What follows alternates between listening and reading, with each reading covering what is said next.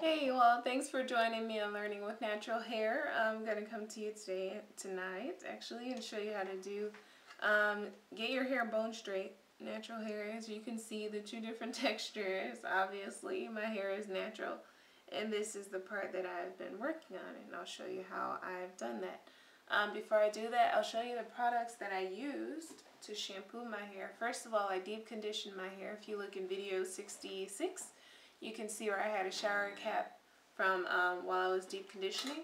I use this hair cholesterol to deep condition.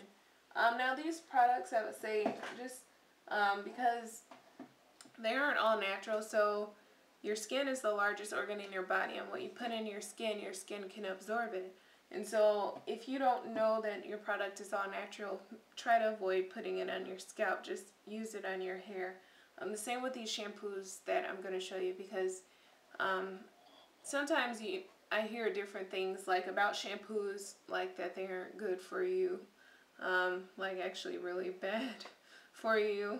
But if you do use things that are not natural, then try not to keep them on your scalp.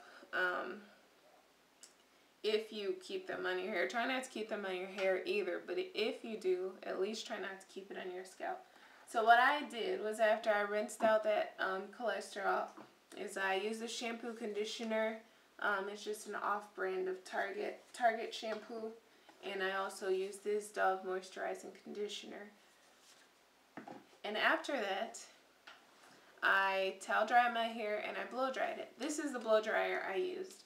It's a Conair Infinity. The girl that I went to high school with actually gave me this. And if you can see, I've taped on this comb attachment because I had this comb attachment before I got this blow dryer, and it didn't fit on the dryers that I used. And so it kind of fit on this one, but since it didn't fit like I needed it to, I taped it on. And I used it on a medium setting. And this also has a cool shot, so if you feel like you're using too much heat, you can use this once in a while, help cool your hair. And then what I did was I took this scarf and I tied it on for a little bit around my edges, and that helps to lay your edges down some. And so you can leave that on for maybe, I didn't leave it on too long, but you can leave it on for maybe 20 minutes or so. And then I started flat ironing. And so before I blow dried my hair, I actually coated it with this Cantu Shea Butter Natural Olive Oil. This is what I coated it with first. I coated it after I towel dried my hair. I put this on before blow drying it. And then after I blow dried it, I put some more on. Make sure you coat your ends well, and make sure you coat your hair strands as best as you can, because you want to protect your hair from heat as much as you can if you choose to use heat on your hair. And then I grease my scalp. Yes, people say don't use grease, but my mom was like, well, we used grease in our hair when we were little, and she used to have long hair. And she actually still has long hair. It's just, it's different than, how it used to be. But this is what I use to grease my scalp. It's Softy Bergamot Hair Dress. And so I grease my scalp with that. And then, let's see, is it after? Either before or after greasing my scalp, I use some of this Sun Is Perfective Anti-Breakage Strengthening Mega Moisturizer. Now, these products aren't something that I use all the time. I switch up on products, but just make sure, when you're moisturizing your hair or you're looking for a shampoo, again, if you can get natural stuff, like if you can use natural shea butter, you can use olive oil. If you can use things that are found in nature, go for it. Like, do that before doing anything. I don't always use natural stuff, but it's better if you can use things that are just found in nature. I just have my comb sitting on my hot flat iron. It's not a good thing. Okay, so now I'm going to show you how to flat iron. So those are the products I use. You can see my hair is shiny. The flat ironed part is shinier than the natural part. You can see that as well. And so I'm just going to move this little part out of the way for now. I just have a little clip. Oh, and when you're doing your hair, well, when it's straight, when it's really straight, it might not conform to what shape it's in. It might not conform to what shape it's in as easily, but you just take your clip. Just put it on like that, and that gets that out of the way. And so the way that you get this bone straight hair, I'm using my flat iron on the heat that's right above the lowest heat setting. So the lowest heat setting on this flat iron, I'm using a Remington. The lowest heat setting on this is 300. I'm using it on 320 this time. If you check out some of my other videos, you can see that I've used it on the lowest heat setting. But this might help it to get a little bit straighter. But be careful, just watch out what's going on with your hair while you are working with it, because if it's getting too hot, if your hair is smoking and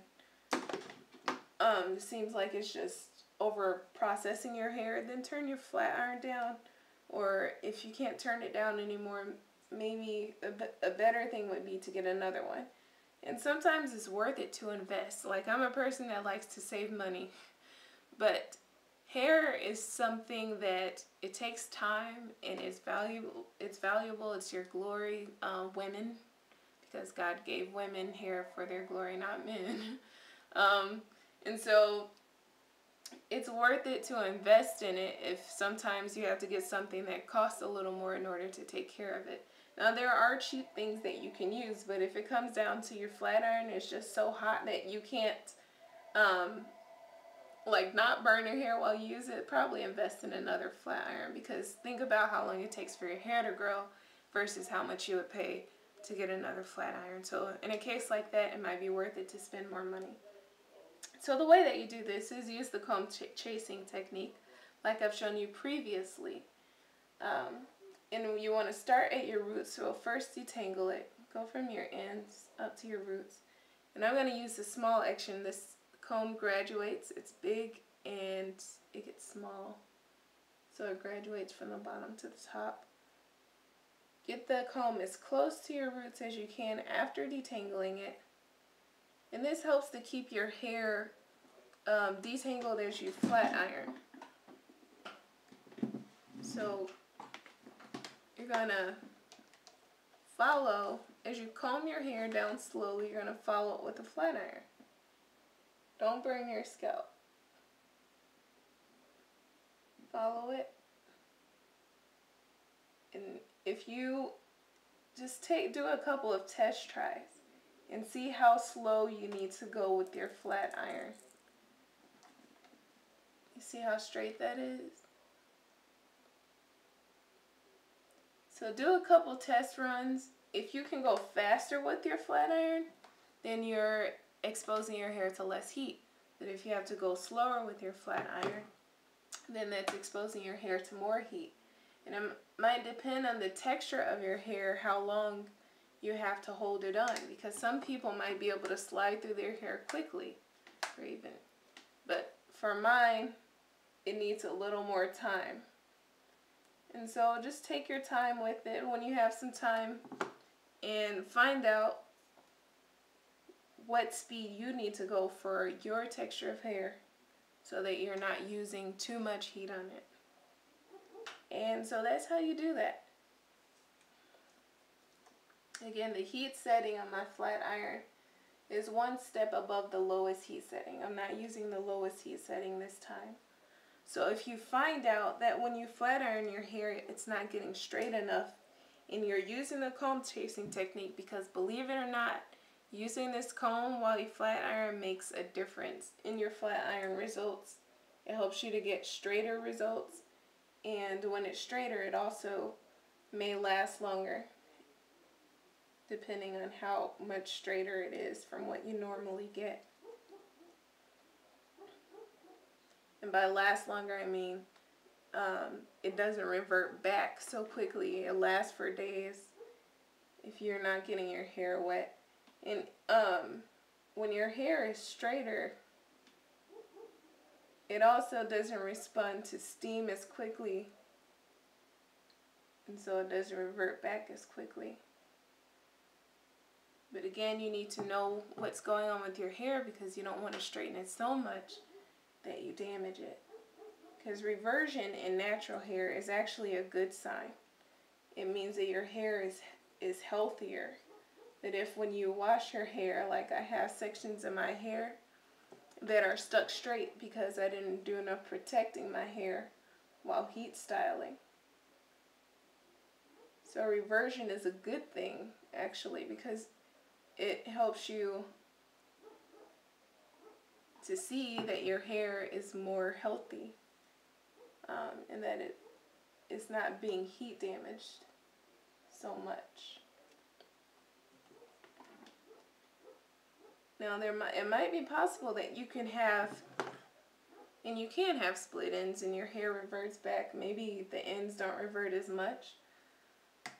So still, even if your hair is reverting back, pay attention to what's going on with your ends and all of that. So that's how you do that, and come back and check out video number 68 or 69, whichever one is after this. Come back and check it out and see what the final results are. And if you have any questions or you have any positive comments, go ahead and post them on the page. And please rate, comment, and please subscribe if you like what you're seeing. Check out my other videos and see other tips. I also have natural hairstyles, not just straight styles. So let me know if there's a hairstyle you want me to try out, or if you have questions about something I've done in the past. Just go ahead and put that in the comment box, and I'll try to get back to you. Thanks for watching.